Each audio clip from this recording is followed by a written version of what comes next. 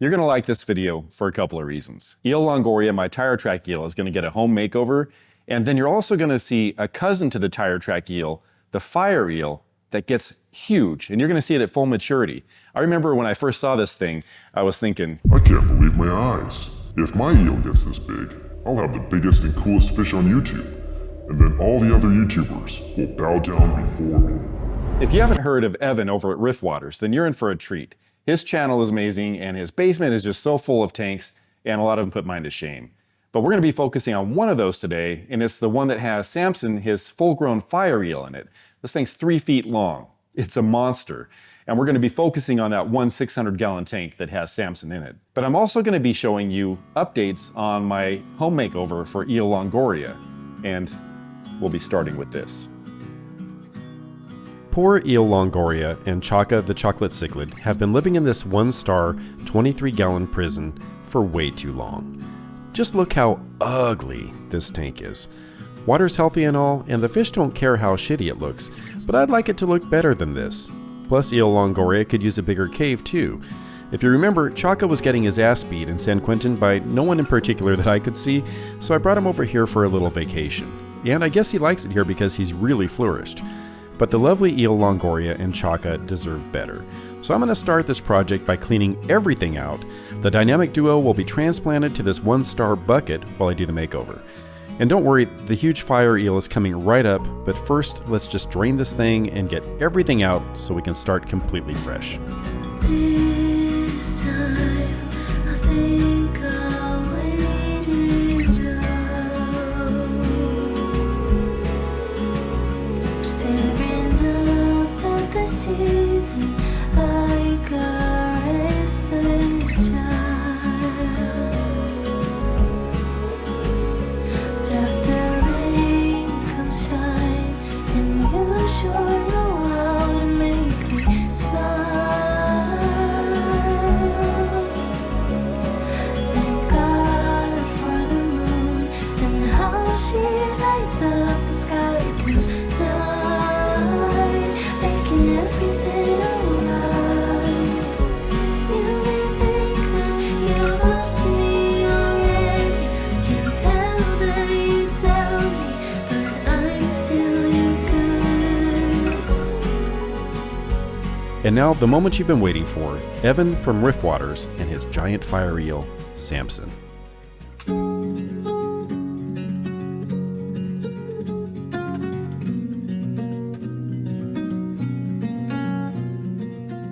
I am so excited to be collaborating on a video with you. I think we have a really fun topic to talk about, and we're going to see some pretty cool fish along the way. For anyone unfamiliar with my channel, you really only have to know one thing, and that's that the Cichlid Charmer and I have a very common interest in this hobby, and that is cichlids. We both love cichlids. I have many tanks in my fish room dedicated to African cichlids, as well as Madagascan cichlids, and those from Central and South America as well. Today is actually about another interest we have in common, and that is eels, specifically spiny eels, or fish from the genus Masticimbalus. What you're looking at right here is my 34-inch fire eel named Samson. He is a Masticimbalus erythritania, and he is a beast.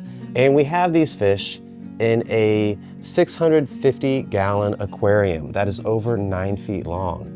So I think it gives you a real sense of scale when you're looking at these fish here on video. These things are quite large. With any spiny eel, particularly with fire eels, you need a big tank because they get big themselves. I keep Samson here in this 650-gallon aquarium that I built custom for my fish room. It measures 9 feet long, a little over 4 feet front to back, and a little under 3 feet tall. Now, Cichlid Charmer's 10-foot tank, that is a beast, and I really look forward to seeing his spiny eel in it at some point in the future. Subscribe, or someone dies.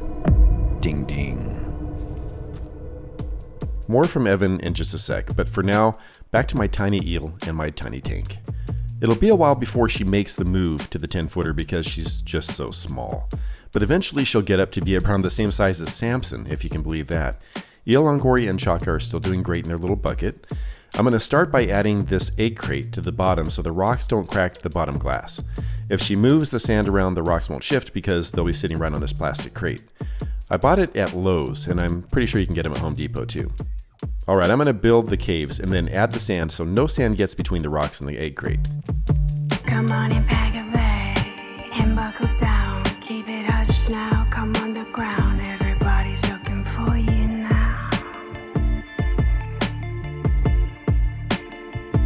And they're hunting you down in your own town. They're trying to chase you out. And who knows what you've done now.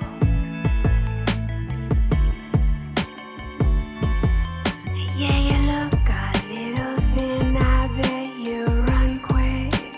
Race down to block 26. They'd never go for it. Hold your breath for the countdown, yeah, it starts now. I'll tell you when to let go of it.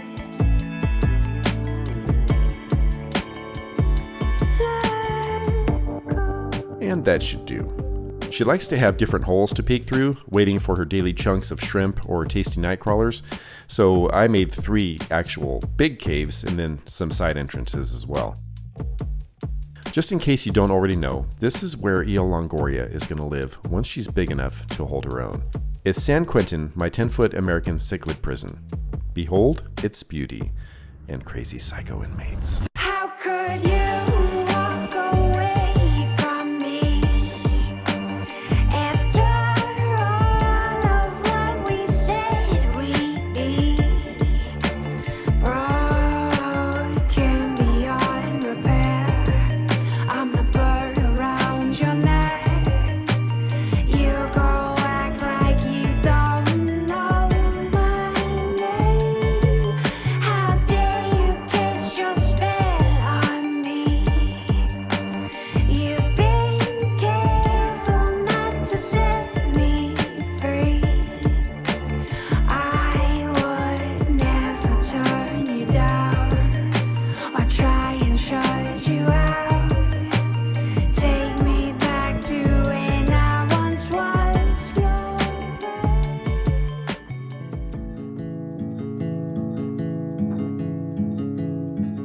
Other fish in this tank include our silver dollars. Okay, well, this is embarrassing. In my last video, you might remember that I said, I hate silver dollars. They're boring as hell. I'd rather have a tank full of carp than a tank with silver dollars in it. So lame.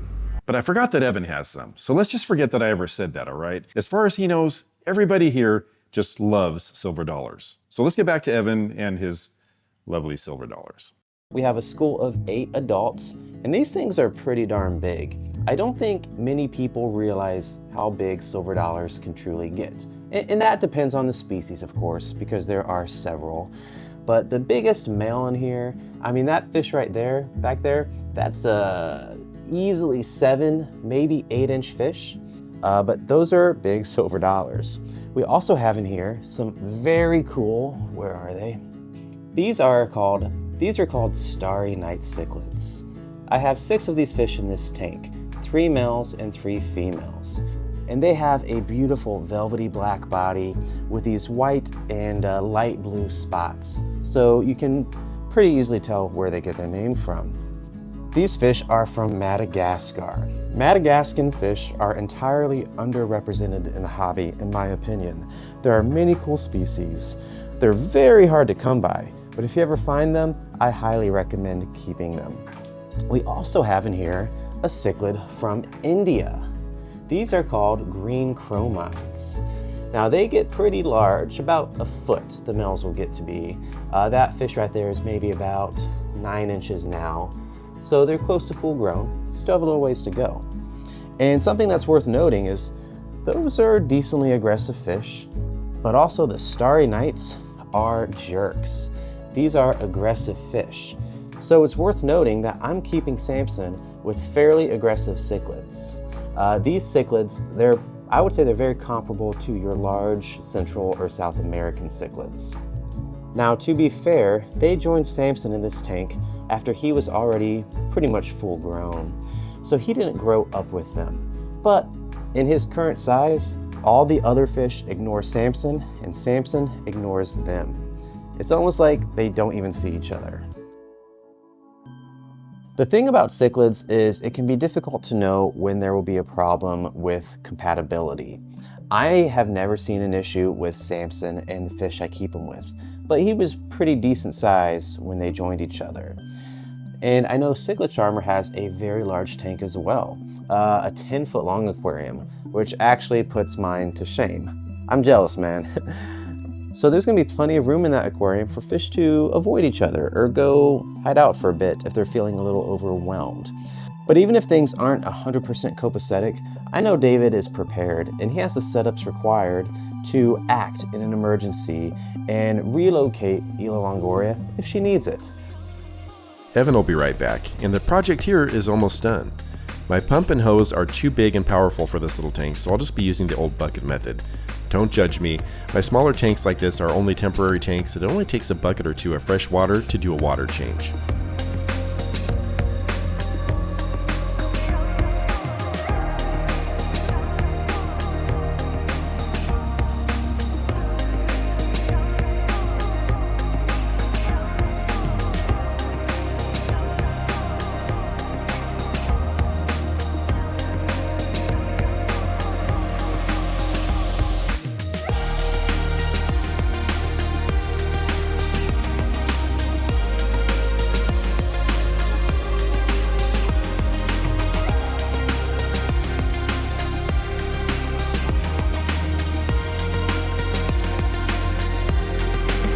I'm just going to add back the water from the bucket they've been sitting in to help level out the pH a little bit, because my water comes out of the tap really acidic, but winds up really alkaline after several hours. Eel Longoria is going to be a little pissy for a while now. She usually eats from my hand every day, but I'm guessing it'll be a few days before she's back at it.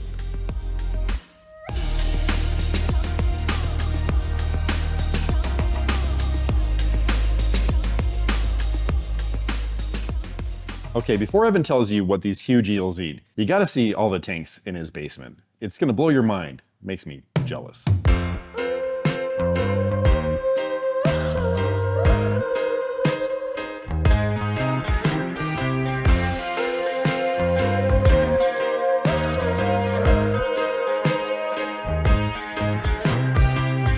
What you do to me is in confliction, a straight contradiction with my mind.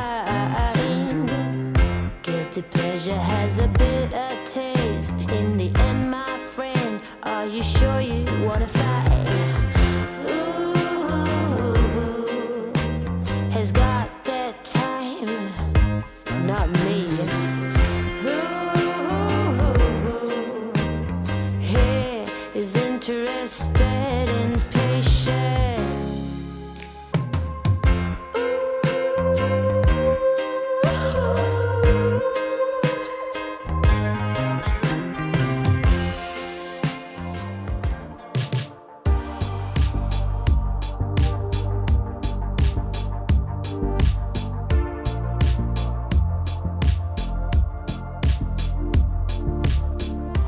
The most difficult aspect to keeping a spiny eel, at least in my opinion, is how hard it can be to feed them, especially when they are young and small.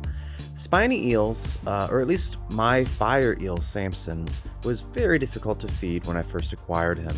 He would only accept live foods, and he was small relative to now, but even when he was younger, he was still a big fish. So live foods for a fish of that size, you're talking earthworms, night crawlers, maybe if they're really small, live blackworms, and they also like shrimp, such as like a mono shrimp or ghost shrimp. And feeding a fish like that can be expensive, and that's even assuming they take those. These fish can take a long time to settle into an aquarium and even become comfortable enough just to go out searching for food. The biggest win is when I got Samson to start taking my own homemade frozen food, which is a blend of seafood and beef heart and various vegetables. That dramatically improved the nutritional value he was getting, and it made my life a lot easier as well. He began growing exponentially at that point. The only hard part about feeding Samson nowadays is the fact that Bert here tends to swoop in and take what he can. Giant gourami are gluttons, and they actually make it pretty difficult to feed anything else in the aquarium. But I do make sure Samson gets his own, because he's more than just a fish to me. He's a pet, right? So I want to make sure he gets all the nutrition he needs to live a happy and healthy life. And what more could you want for all our beloved nutjob psycho cichlids, and even our normal fish too? All right, special thanks to Evan, and you got to check out his channel. The link is in the video description. Until next time, that's a wrap.